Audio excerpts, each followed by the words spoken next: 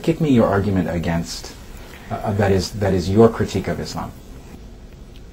Islam means submission to the will of Allah.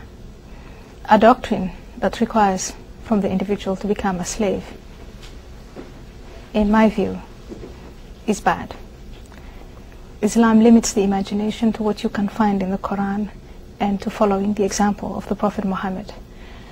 I think that's bad, and that's what keeps people in the Islamic world backward. Islam treats women, at least says, subordinates women to men, is obsessed with obedience, calls for the matter of gays for adulterers, and is therefore very violent and inhuman. All this is in the Quran, all this is in the Hadith, and anywhere that Islamic Sharia or Islamic rule is implemented, you see that these things are carried out. Surely there are many versions of Islam, like there are many versions of Christianity, of Judaism, of all major religions.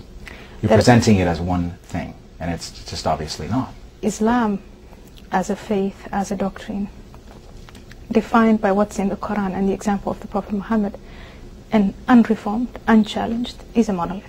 I could point to other things in other holy books that are equally offensive. The other holy books, the Old Testament, the Bible, have become almost obsolete. There are no Christians who want to have the Bible replace any constitution in Western society. The Pope has actually apologized. Whoa. You live in the United States of America.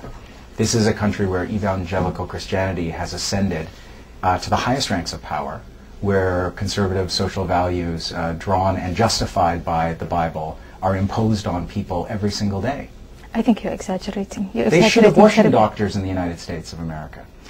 Homophobia is rampant. When abortion doctors in the United States were shot, the federal government reacted to it by going after the perpetrators, putting them on trial and jailing them. When in Iran, two men went after a woman and a man holding hands and shot them, they were acquitted by the Supreme Court. That is the core difference. Never confuse Islamic Sharia and the Muslims who really mean it with those extremist Christians who live in the United States. Extremist Christians in the United States or any other Western society face the rule of law and are dealt with accordingly. Let's talk about the intervention to bring democracy, quote unquote, increasingly in what many people see as in an almost Islamophobic context. There's no Islamophobia. It's a myth. But it's gone. There's no Islamophobia? No. Anywhere in the world? No. I mean... Is there anti-Semitism? It's different. Islam is not a race. Sometimes. We're all racists. Racism is a universal trait. So is anti-Semitism, by the way. But I want us not to confuse a set of beliefs such as Islam with ethnicity, such as the hatred against Jews just because they are Jews, or against blacks just because they are black, or against gays just because it's something you can't do anything about. Whereas Islam is simply a set of beliefs, and it's not Islamophobic to say Islam is incompatible with liberal democracy. It's not Islamophobic to say, to point to those people who use the Quran and the Hadith to conduct war and to say this is being done in the name of your religion. Do something about it. That's not Islamophobic. That's fair. North American Muslims really feel under siege these days. I don't know if you're aware of this, but people don't want to travel because flying is such a hassle. People North American Muslims are scared to contribute to charities in case they end up on a list somewhere. And they've watched others in their community end up in detention for years without ever seeing charges against them, without ever seeing evidence against them. I mean, you're not unaware of these debates. You don't think there's a context of what the war on terror rhetoric does to a social discourse that has implications? I think that it's highly exaggerated that Muslims living in America or in the West are under siege. If that were the case, we know of groups in history who are under siege. And what they usually do is they would leave.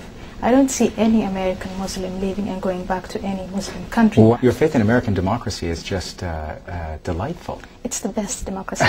It's the best place to be. Tell that to the people who believe that there have been a couple of stolen elections. that the democracy is completely broken. Oh, I do tell them, and I tell them, you shouldn't have stood by and watched for the democracy to be stolen. My point is not so much when the Democrats are in office, everyone is happy, or when the Republicans are in office, everything is bad.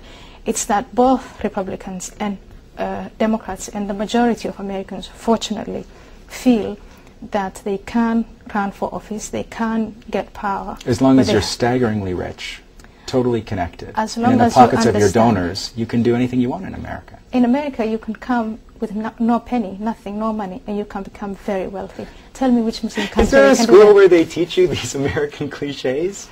Is it part of your application process that you have to? No, I'm sorry. I'm so upset that I'm losing my cards here. I can't believe you just said that. I read Alexis de Tocqueville, and I read about democracy, and I lived in countries that had no democracy, that had no founding fathers, that have not invented or could not resolve. So I don't find myself in the same luxury as you do. You grew up in freedom, and you can spit on freedom because you don't know what it is not to have freedom. I haven't. I know that there are many things wrong with America, and I know that there are many things that are wrong with Americans, but I still believe it's the best nation in the world. Thanks. You're welcome. Thanks for coming. Thank you. Welcome.